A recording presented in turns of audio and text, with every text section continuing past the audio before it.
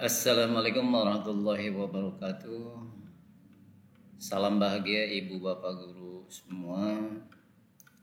Pada kali ini izinkan saya berbagi tentang bagaimana caranya kita dalam menyusun kisi-kisi soal, baik itu untuk penilaian tengah semester atau asesmen sumatif di kurikulum Merdeka.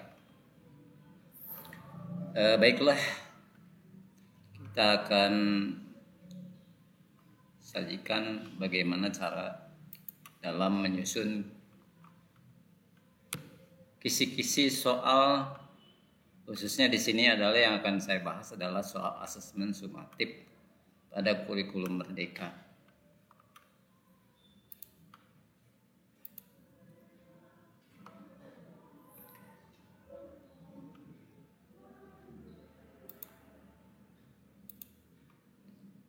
Sebelumnya kita kenali dulu apa itu kisi-kisi soal ya.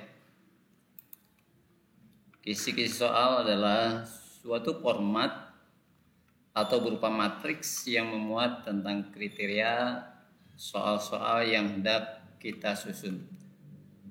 Di mana format ini juga bisa diartikan sebagai test blueprint atau table of specification yang memuat deskripsi, kompetensi, dan materi untuk diujikan. Biasanya, kisi-kisi ini berbentuk sebuah tabel yang memuat tentang perincian indikator yang dikehendaki oleh si penilai. Dalam hal ini, kita semua sebagai penilai. Nantinya, tiap kotak akan diisi dengan bilangan yang menunjukkan jumlah soal. Adapun maksud dan tujuan pembuatan kisi-kisi ini adalah untuk menentukan ruang lingkup dan petunjuk dalam menulis soal. Kisi-kisi soal tersebut biasanya terdiri atas dua aspek, yakni aspek isi pengetahuan dan aspek tujuan yang dirumuskan dalam tujuan pembelajaran khusus atau TPK. Lalu bagaimana cara membuat kisi-kisi soal itu sendiri? Kisi-kisi soal yang baik pada umumnya memuat identitas dan matriks spesifikasi rumusan butir soal. Pada bagian identitas, penilai harus memasukkan informasi tentang nama satuan pendidikan, mata pelajaran, program studi, kurikulum, alokasi waktu, dan bentuk soal itu sendiri. Syarat pembuatan kisi-kisi yang harus dipenuhi antara lain yang pertama adalah kisi-kisi itu sendiri haruslah dapat mewakili isi capaian pembelajaran atau kurikulum ataupun materi yang telah diajarkan secara tepat dan proporsional. Yang kedua, komponen-komponennya tentunya dibuat dengan jelas dan mudah dipahami. Dan yang ketiga, materi yang hendak ditanyakan dapat dibuat soalnya.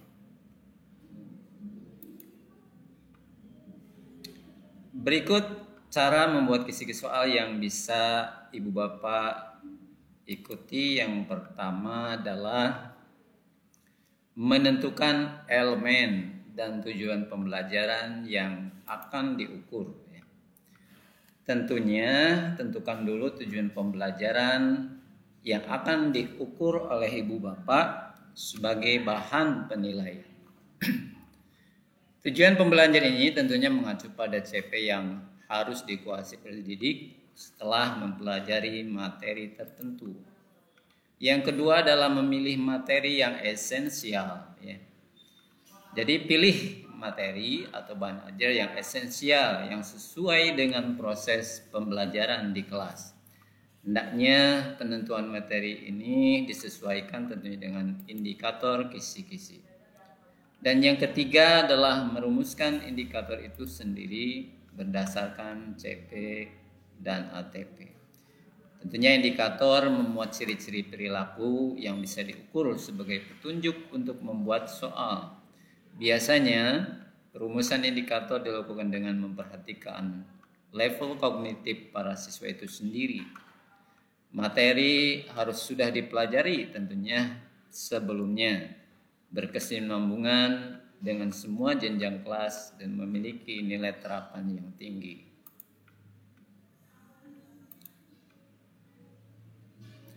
Sebelum kita menyusun kis-kis ini, tentunya haruslah kita persiapkan terlebih dahulu.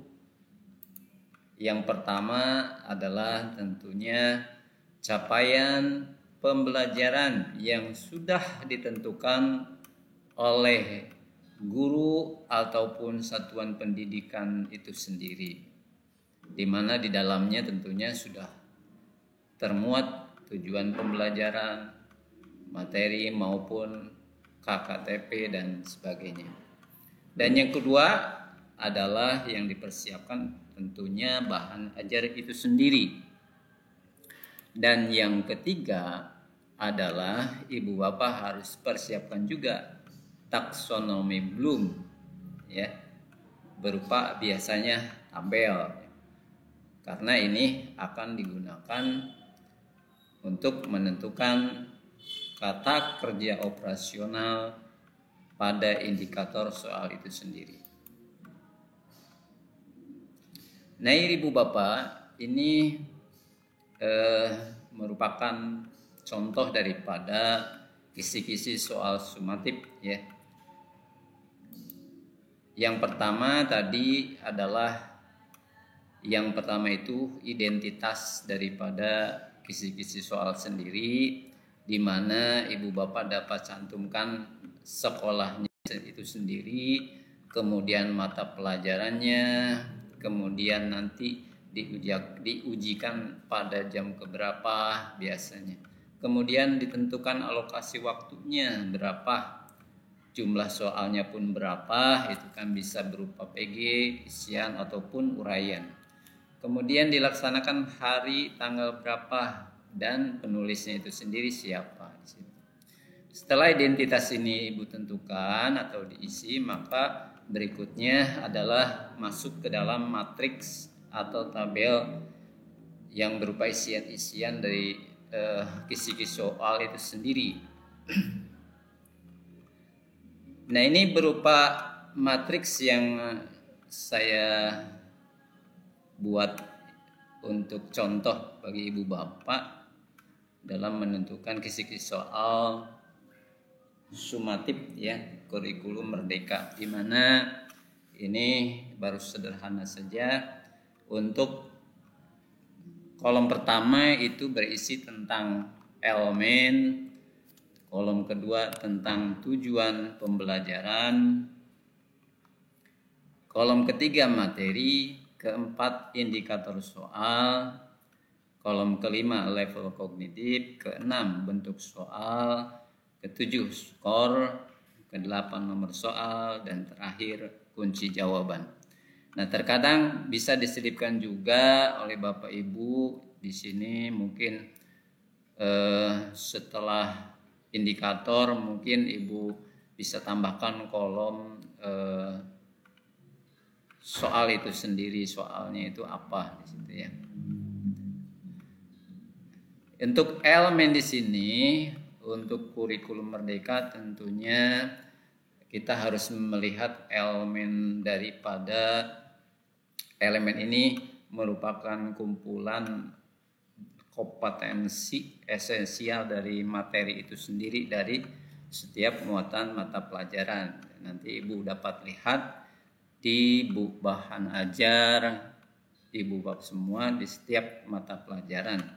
Kemudian tentunya tujuan pembelajaran itu sendiri, ya, lihat saja di CP, ya, capaian pembelajaran sudah ditentukan, kemudian materinya, indikatornya, level kognitifnya dan sebagainya.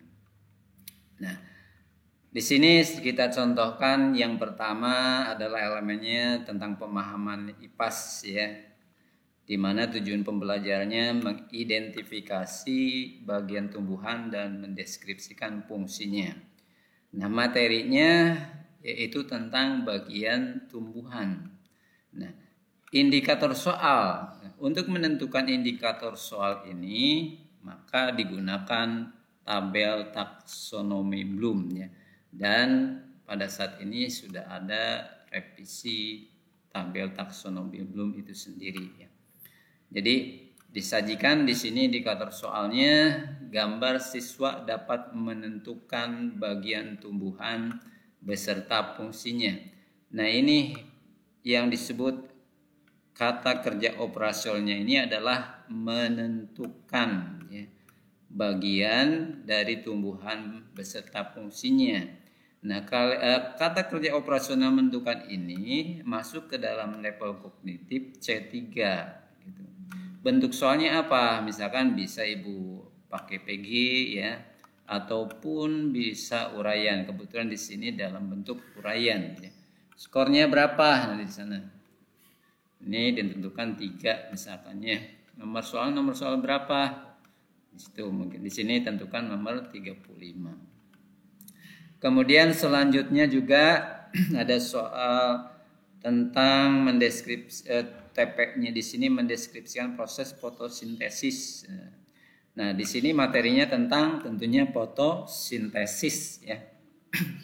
Untuk indikator soalnya di sini kata kerja operasionalnya adalah menelaah. Nah, menelaah kalau dilihat dari tabel taksonomi Bloom itu menelaah itu masuk ke dalam level kognitif C4 ya. Jadi disajikan gambar, siswa dapat menelaah unsur-unsur yang dibutuhkan untuk fotosintesis.